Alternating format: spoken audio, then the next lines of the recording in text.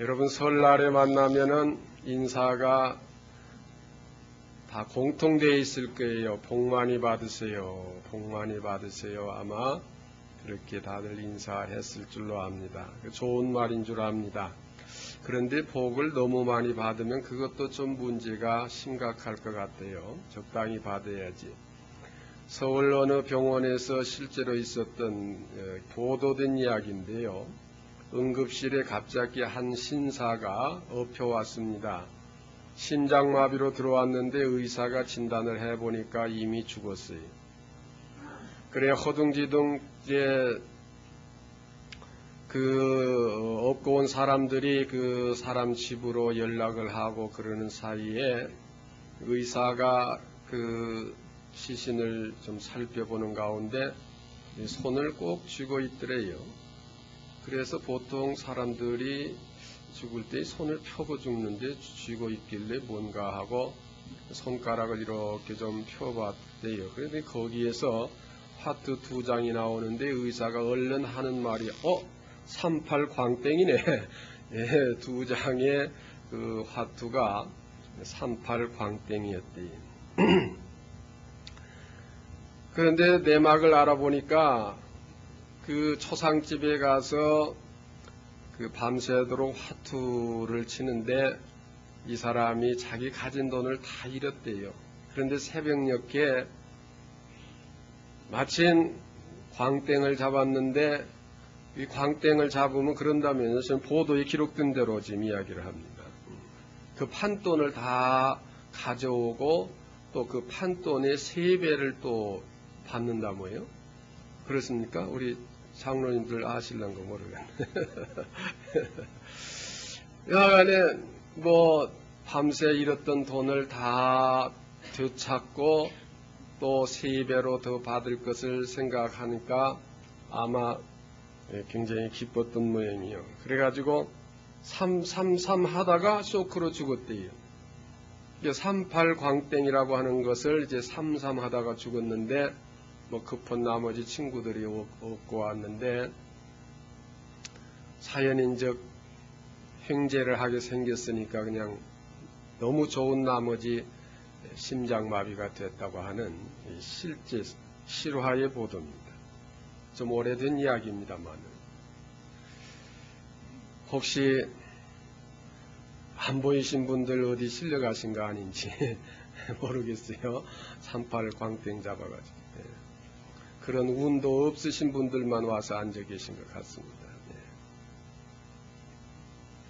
자, 우리가 복 받으십시오, 새해 복 받으십시오 하는 말은 참 좋은 말이고 어느 사회에서나 통념적으로 하는 말입니다. 그러나 우리 신앙적인 측면에서 과연 복이 무엇인가, 어떤 복을 받으라고 우리가 인사할 것인가 생각을 해 볼 필요성이 있습니다. 그저 부자 되시오 뭐 그런 광고도 많이 나오고 그걸 참 좋아한다고 그래요. 사람들이 그 말 복 받으시오 부자 되시오 하는데 화낸 사람은 없다고 그래요. 그러나 오늘 저는 제목을 벽을 넘어서 이렇게 했는데 그 의미는 영어로 표기는 이제 사실적으로 했습니다마는 뭔가 차원 높은 세계를 바라볼 수 있는 그런 삶이 될 때 거기 진정한 축복이 있고 행복이 있고 기쁨이 있는 것입니다.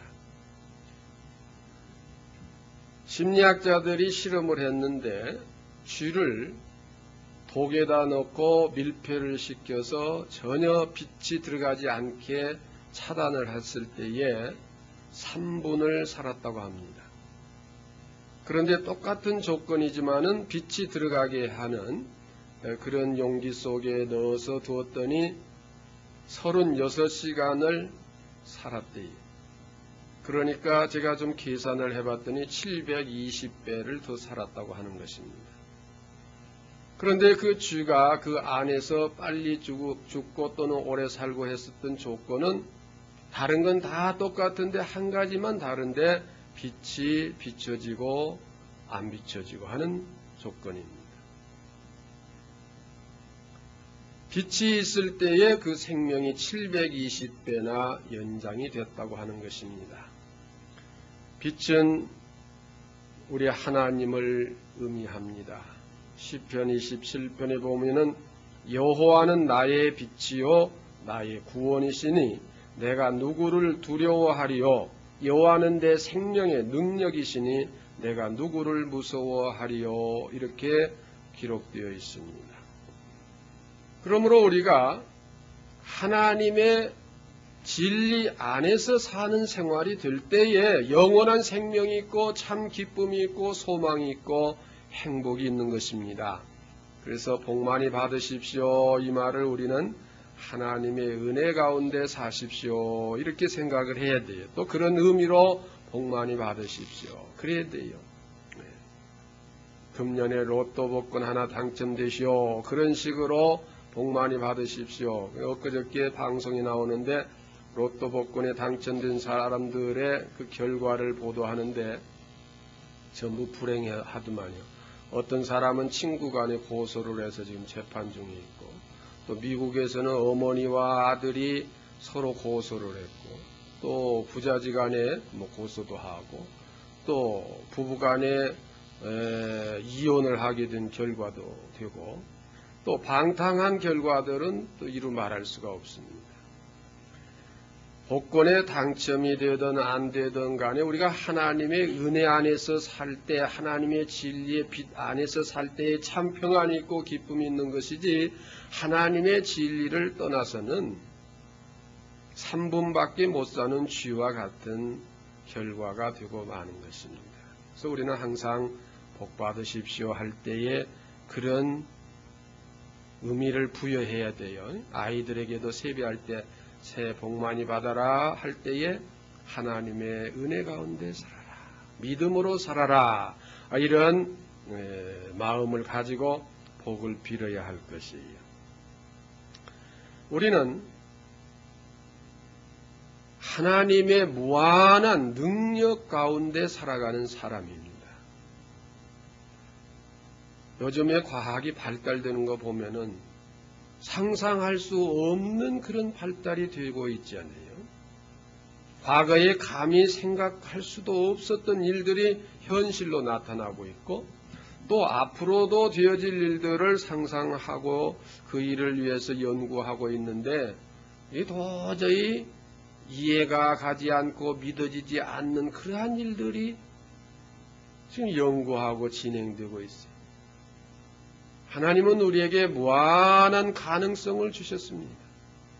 그러므로 하나님의 은혜 가운데서 살 때에는 그것이 우리에게 상상치 못하는 그 축복의 결과를 가져올 수 있거든요. 그러나 반대로 또 하나님의 은혜를 떠난, 즉 믿음을 떠난 가운데에서 이루어지는 무한한 가능성은 엄청난 파멸을 가져오는 결과가 되기도 합니다.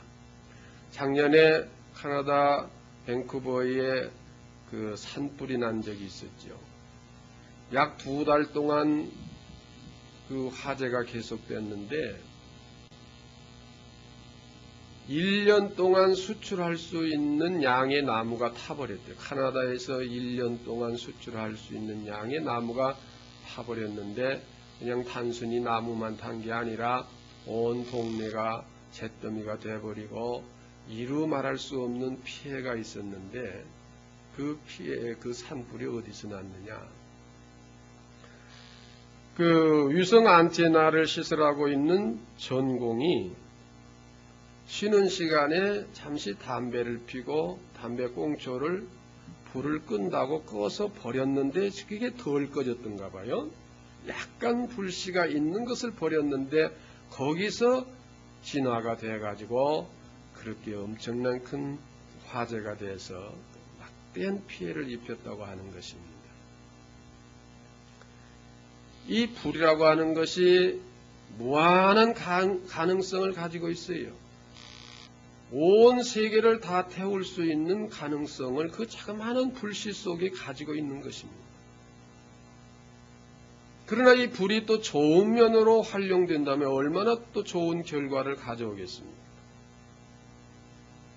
자, 우리는 모두 다 이런 불씨를 가지고 있는데 죄악적인 불씨를 가질 것이 아니라 성령의 불씨를 가져야 돼요.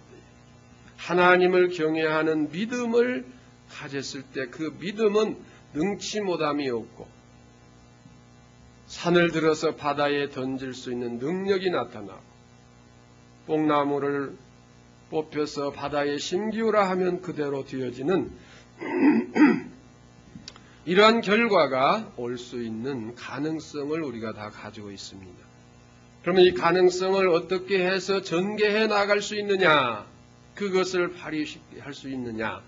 예를 들어 한 씨앗이 있는데 그 씨앗이 그냥 있으면 씨앗 하나로서 별 가치가 없지만은 이것이 심어지고 싹을 내고 자라고 잎이 피고 꽃이 피고 열매를 맺기 시작하면은 그 나무의 수명에 따라서 좀 다르겠지만은 수십 년간 이루 헤아릴 수 없는 많은 열매를 딸 수 있는 씨가 되기도 합니다. 그러나 그 씨를 새가 쪼아 먹어버렸다면 그걸로 끝나고 마는 것이죠. 하나님은 우리에게 누구에게나 달란트를 주셨어요. 이제 우리는 이 달란트를 하나님을 경외하는 믿음 안에서 잘 이루어 나갈 때에 상상할 수 없는 엄청난 열매를 맺을 수가 있는 것입니다.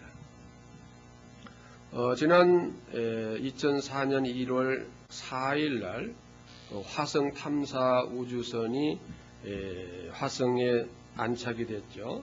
스피리트호라고 명명되어 있죠.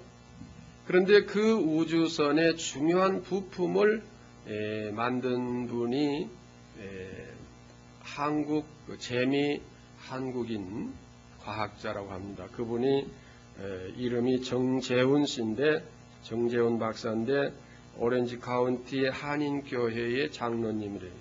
그분에 대한 기사를 보니까 그 스피리트호에 장착한 로봇팔 신경계통을 제작한 우주과학자라 이렇게 표현을 했는데 그것을 담당하게 된 계기는 1986년 1월 28일 날 챌린저호를 발사했는데 1분 12초 만에 공중에서 폭발한 그 모습을 여러분 다 기억하고 계실 거예요. 그 사건이 있은 후에 기도하는 가운데 참 그 우주왕복선 사업을 도우라고 하는 감화를 받고 그 분야에 관심을 갖게 됐는데 그가 자그마한 그 회사의 직원이었는데 그 회사의 경영자가 됐고 결국은 그 우주왕복선의 부품을 1562개를 납품하는 그런 회사가 됐는데 그 나사 본부로부터 공로패도 받았다고 그래요. 화성 탐사선 스피리트호하고 오퍼튜니티에 그 우주선을 잘 발사할 수 있도록 그런 공을 인정해서 표창 공패도 공로패도 받았는데 그는 아침 4시 15분경에 항상 일어난다고 합니다. 그래서 하루의 일을 시작하기 전에 제일 먼저 항상 하나님께 기도하는데 그 기도를 통해서 하나님의 말씀을 듣게 되고 지혜가 주어지고 어떤 새로운 일을 할 수 있게 된다고 합니다. 그는 특별히 그 다니엘서를 읽어 가면서 이 말씀에 은혜를 많이 받는다고 그래요. 다니엘서에 보면은 다니엘이 말하여 가로되 영원 무궁히 하나님의 이름을 찬송할 것은 지혜와 권능이 그에게 있음이로다. 여러분 지혜와 권능이 하나님께 있다고 했습니다. 그는 때와 기한을 변하시며 왕들을 폐하시고 왕들을 세우시며 지혜자에게 지혜를 주시고 지식자에게 총명을 주시는도다. 그는 깊고 은밀한 일을 나타내시고 어두운 데 있는 것을 아시며 또 빛이 그와 함께 있도다. 다니엘서 2장에 이와 같이 기록하고 있습니다.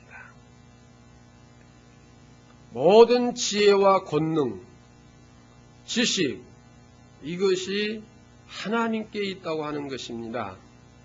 그래서 하나님을 경외하는 믿음으로 살 때 세상의 일을 시작하기 전, 세상 일을 생각하기 전 아침에 일어나서 제일 먼저 겸손히 하나님 앞에 무릎 꿇어 기도할 때에 하나님께로부터 주시는 그 지혜와 지식과 총명과 명철을 통해서 이렇게 위대한 과학자가 되고 공로패를 받기도 하고 세계적으로 유명한 사람이 되어졌습니다. 하나님께서 우리에게 지혜를 열어주시지 아니하시면 우리는 아무것도 할 수가 없는 것입니다. 여호와께서 집을 세우지 아니하시면 세우는 자의 수고가 헛되다고 했습니다. 우주 만물을 창조하신 분이 하나님이십니다. 운행하시는 분이 하나님이십니다. 이 과학은 다 우주의 운행의 원리 아닙니까? 하나님의 창조의 원리에 의해서 모든 과학이 이루어지고 있지 않습니까? 그런 지혜와 지식이 하나님께로부터 온다고 하는 것입니다. 그러므로 우리는 하나님 중심으로 하나님을 경외하는 믿음 중심으로 살아갈 때에 참 기쁨을 얻고 참 행복을 얻고 영원한 소망이 우리에게 있는 것입니다. 2001년도 우리나라 보건복지부에서 그 통계가 발표된 적이 있는데요. 직종별로 평균 수명 통계가 나왔는데 제일 오래 사는 직종은 목사님, 신부님 이런 성직자들인데 평균 수명이 79세이고 제일 수명이 낮은 직종이 스포츠 관계된 사람들, 스포츠인과 그 다음에 언론인 이 사람이 평균 63세로 나왔다고 그래요. 그러니까 평균 79세의 목사님들, 그런데 이 79세도 금식하다가 일찍 죽으신 분들이 까먹어서 79세지 그분들이 금식만 안 하고 제대로 살았다면 89세로 올라가지 않았겠어요? 네. 여하간에 제일 수명이 긴 분이 성직자라. 여러 가지 이유가 있겠죠. 이 건강은 제일 스트레스의 영향을 많이 받는다고 하죠. 그래서 이제 건강하려면 운동을 많이 해야 된다 어쩌고 하지만은 운동 많이 하는 스포츠인들이 제일 낮아요. 예.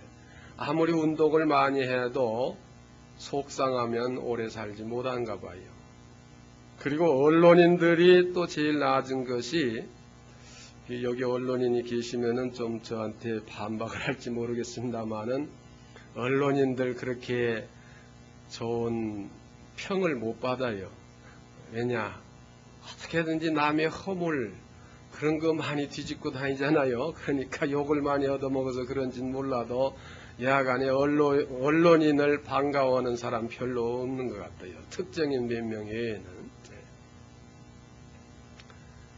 여담으로 그저 들어주시고 또 어디 가서 또 특종 기사화해서 언론인을 이렇게 했다 그렇게 또 꼬아 받치지 마시고요.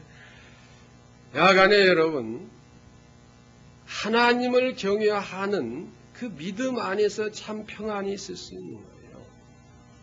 그 믿음이 있을 때에 스트레스가 해소될 수 있어요. 모든 병이 스트레스에서 온다고 해도 과언이 아니에요. 의사들이 거의 다 그렇게 이야기하지 않습니까? 하나님을 경외하고 하나님을 바라보면은 걱정할 일이 없거든요. 여러분 스트레스라고 하는 게 뭐예요? 걱정거리라는 거 아니겠습니까?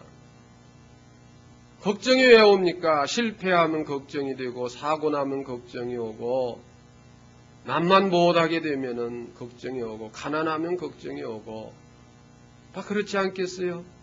그러나 아무리 가난하고 실패하고 환난을 당하고 어려움을 당한다고 해도 하나님과 함께하면 근심 걱정이 없어요. 기쁨이 충만해요.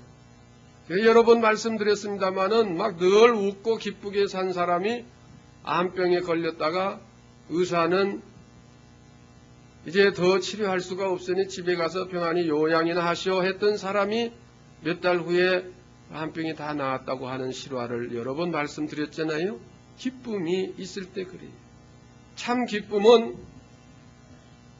하나님과 더불어 함께 사는 믿음 안에서만이 참 기쁨이 오고, 그냥 나는 주님을 믿습니다 하니까 기쁨이 오는 게 아니에요.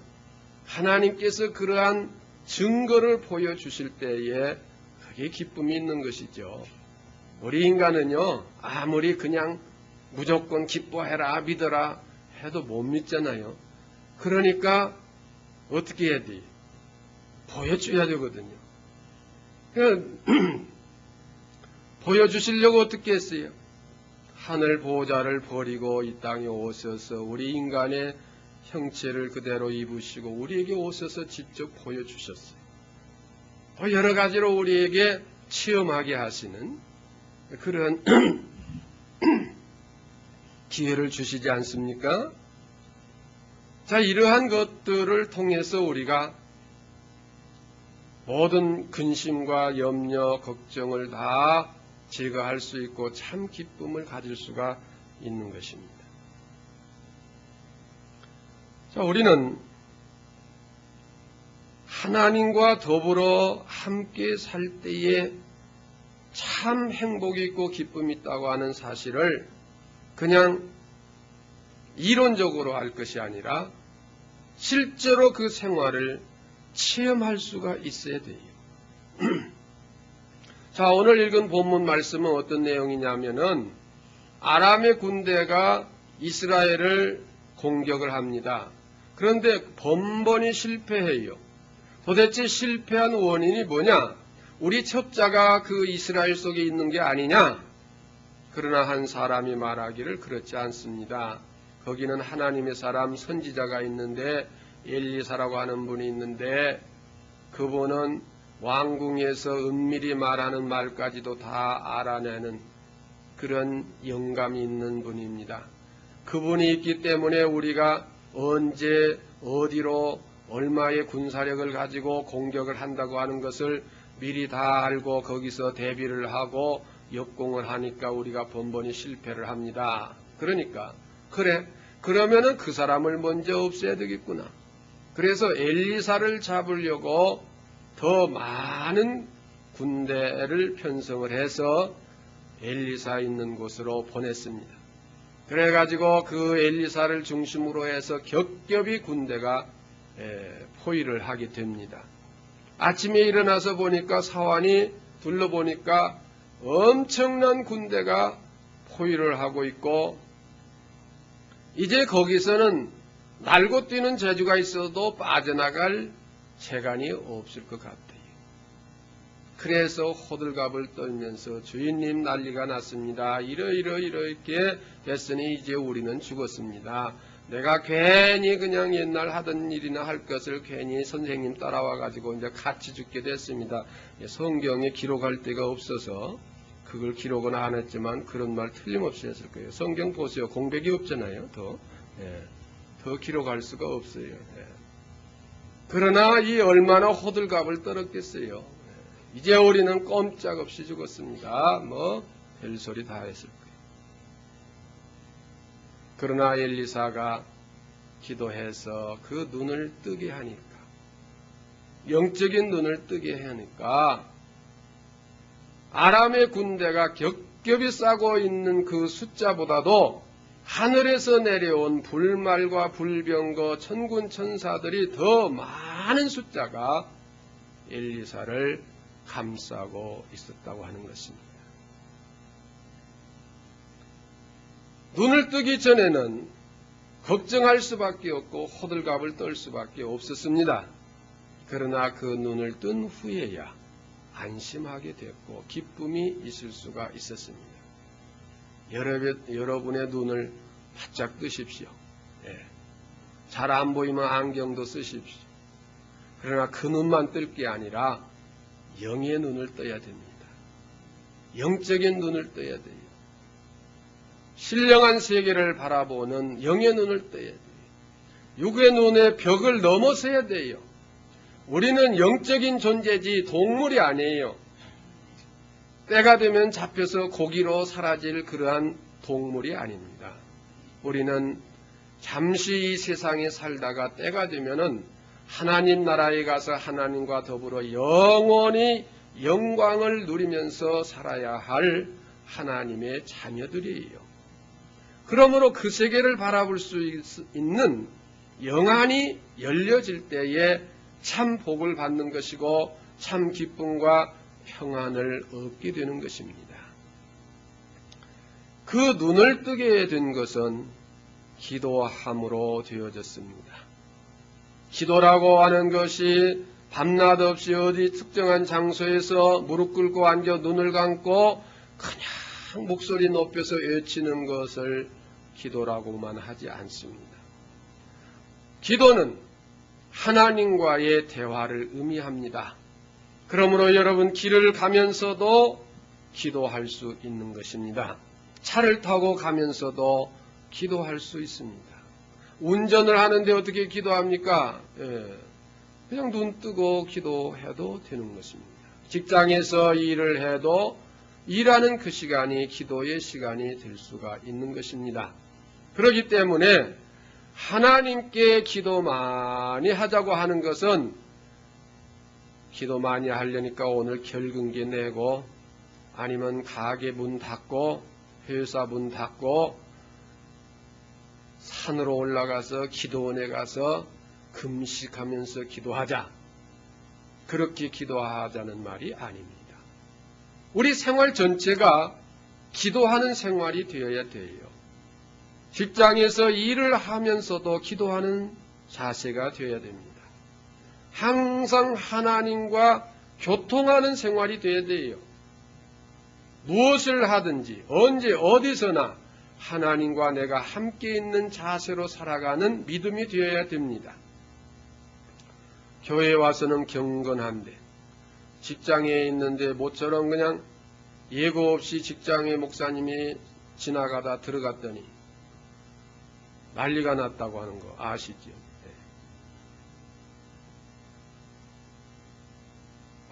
목사님이 부를 때 가서 과장님 그렇게 부르겠어요? 아무개 집사님 이렇게 부르니까 그냥 이 집사님이 탁탁 뛰어나오면서 목사님 저 구내식당으로 갑시다. 직장에서 교회 다닌다고 하는 걸 전혀 내색을 안 했어요. 왜냐? 하도 망나니 짓을 많이 하니까 교회 다닌다고 하면은 아니 교회 다닌 사람이 저런 짓을 할까? 그런 소리 들을까 봐서 아예 교회 다닌 것을 내색을 안 했는데 어느 날 갑자기 목사님이 들이닥쳐가지고 집사님 하니 난리가 난 거 아니겠어요?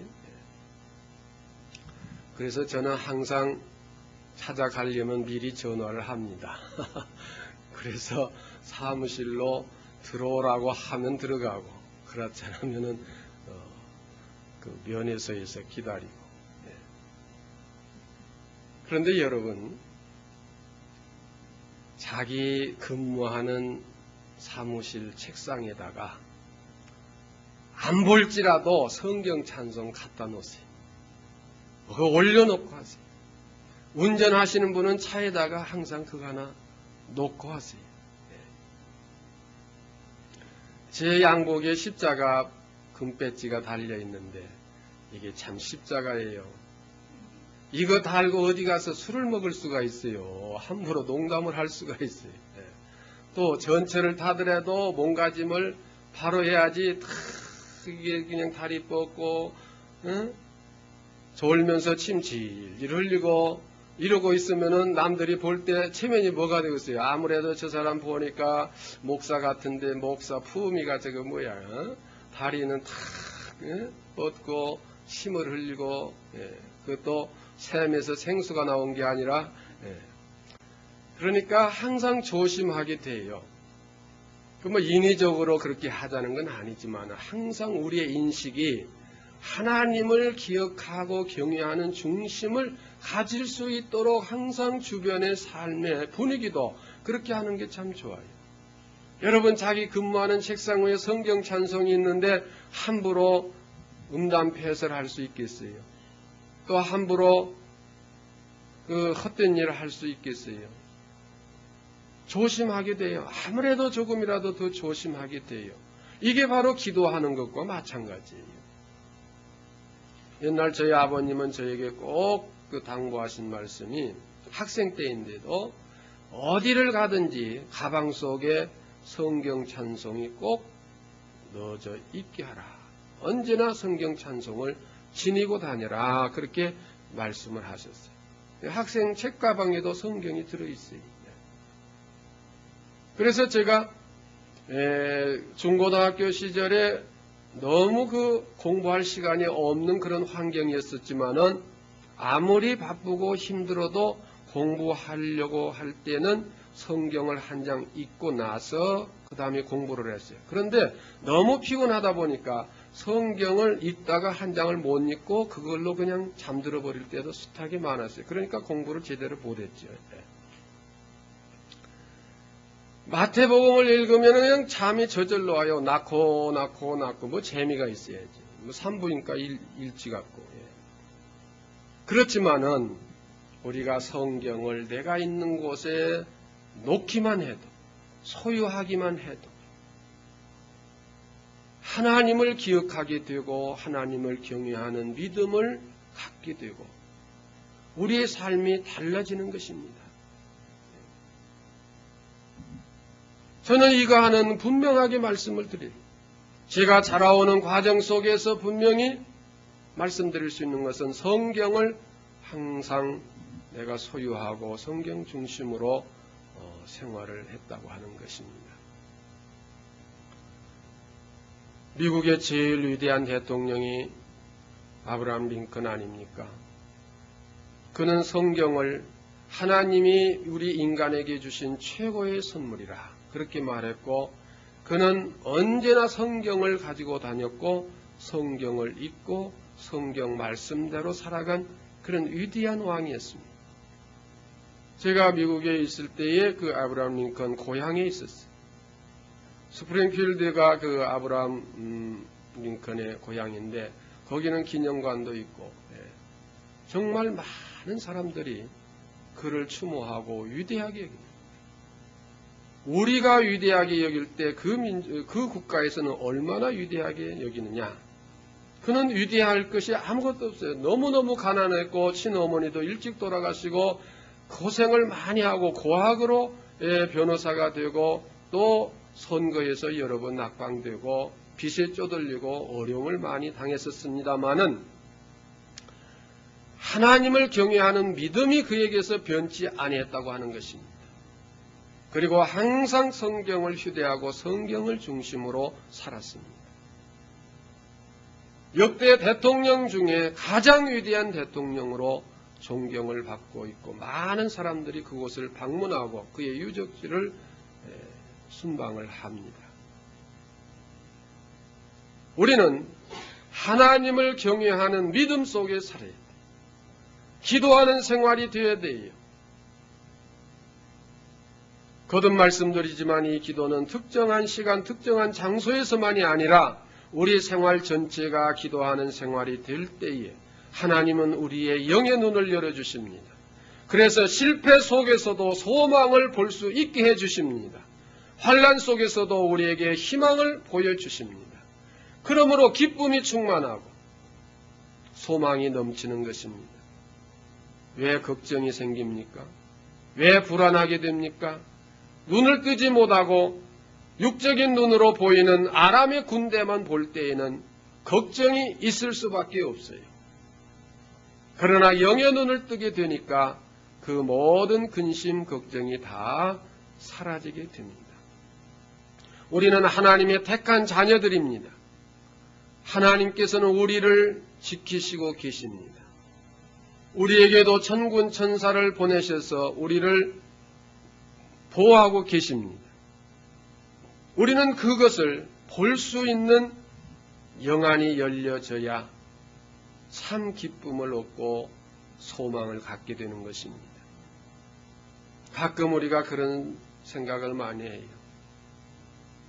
복권이나 하나 당첨되어 봤으면, 횡재나 한번 해봤으면, 우리는 그런 생각을 우리 속에서 버려야 돼요. 내 모든 것을 다 잃는다고 해도 하나님 중심으로 살고자 하는 뜨거운 열정이 우리 속에서 온천물이 솟아나듯이 이게 솟아날 때에 그 사람에게 참 소망이 있고 기쁨이 있고 축복이 있는 것입니다. 우주 만물의 창조자가 하나님이시거든요. 운행하시는 분이 하나님이시거든요. 우리의 생사화복을 주장하시는 분이 하나님이십니다. 그러므로 우리는 육신의 한계, 육신의 벽, 세속적인 그 벽을 넘어서 하나님과 더불어 신령한 삶을 살아가며 우리의 삶이 언제나 하나님과 교제하는 영적 기도하는 생활이 되시고 영의 눈을 떠서 하나님께서 우리를 지키시고 보호하시고 인도하시는 그 세계를 바라볼 수 있는 여러분이 되시기를 주의 이름으로 축원합니다.